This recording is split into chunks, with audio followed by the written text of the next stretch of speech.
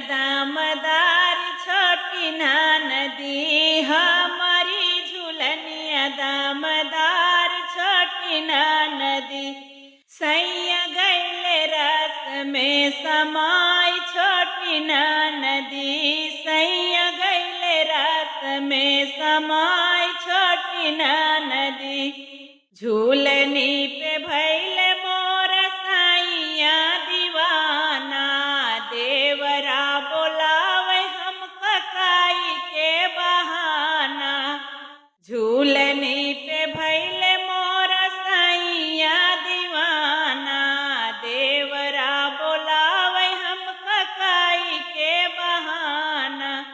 जेठऊ मोर गैले पागलाई छोटी ना नदी, जेठऊ मोर गैले पागलाई छोटी ना नदी।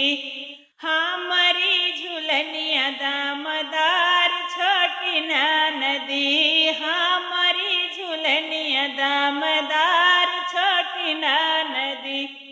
सैया गैले रस में समाई छोटी ना नदी, सैया गैले रस में समाई छोटी ना नदी। झूलनी पे राजी भैल नैहरे के लोगवा, छुप छुप रतिया के आवले ससुरवा। झूलनी पे राजी भैल नैहरे के लोगवा, छुप छुप रतिया के आवले ससुरवा।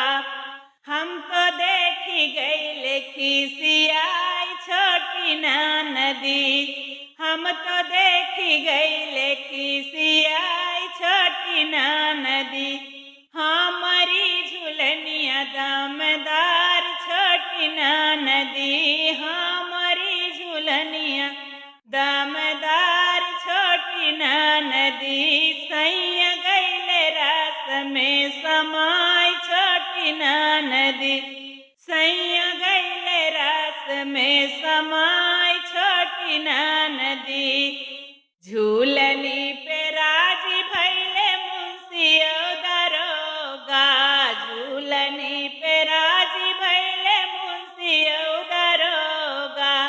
थान कोतवालवा से दिलवा लगावले, पियवा मोरा छोड़ी के जाय न छोटी ना नदी, पियव मोरा छोड़ी के न जाय छोटी ना नदी।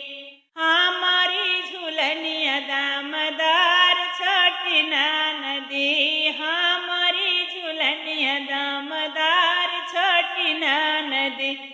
सैया गैले रस में समाई छोटी ना नदी, सैया गैले रस में समाई छोटी ना